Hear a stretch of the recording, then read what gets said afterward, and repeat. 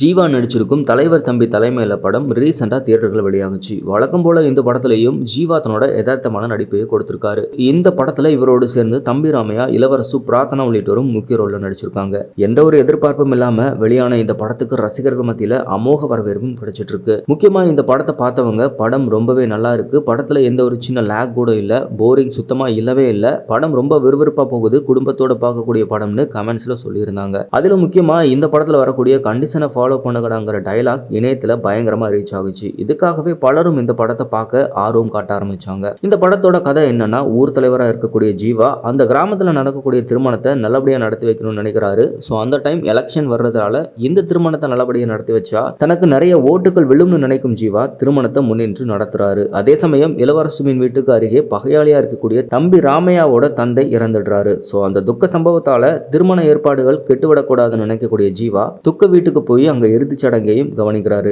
அப்போ அங்க ஒரு பிரச்சனை உண்டாகுது. அதாவது திருமணம் நிச்சயிக்கப்பட்ட அந்த நேரத்துல தான் தம்பி ராமையா தன்னோட அப்பா உடலை எடுக்கணும்னு உறுதியா இருக்காரு. இதனால அங்க ஒரு பெரும் பரபரப்பே உண்டாகுது. இந்த பரபரப்புக்கு அப்புறம் என்னாச்சு, இதையெல்லாம் ஜீவா எப்படி சமாளிச்சாரு அப்படிங்கிறது தான் இந்த படத்தோட மீதி கதை. இந்த படத்துல தன்னோட கலகலப்பான நடிப்பை கொடுத்து ஸ்கோர் பண்ணியிருக்காரு ஜீவா. ஒரு பக்கம் திருமணம், இன்னொரு பக்கம் துக்கம்னு ரெண்டையும் சமாளிக்கக்கூடிய இடங்கள்ல ரசிகர்களை சிரிக்க வச்சிருக்காரு. அதே போல இளவரசு, தம்பி ராமையா, பிரார்த்தனாவும் இந்த படத்துல தனக்கு கொடுக்கப்பட்ட கேரக்டர் அருமையா நடிச்சிருக்காங்க. பொங்கல் பண்டிகையில வெளியான இந்த படத்துக்கு மக்கள் மத்தியில அமோக வரவேற்பும் கிடைச்சிட்டு வருது. இப்போ இந்த படத்துக்கான வசூல் குறித்த தகவலும் வெளியாகி இருக்கு. அதாவது இந்த படம் வெளியான 4 நாட்கள்ல மட்டும் சுமார் 14 கோடி ரூபாய் வரை வசூலாகி இருக்கு. இந்த படத்துக்கு முன்னாடி வெளியான சிவகார்த்திகேயனோட படத்தை விட இந்த படத்தின் வசூல் அதிகரிச்சிருக்குன்னும், இனி வரும் நாட்கள்ல இந்த படத்தோட வசூல் இன்னமும் அதிகரிக்கும்னு சொல்றாங்க. சோ பொறுத்திருந்து பார்க்கலாம்.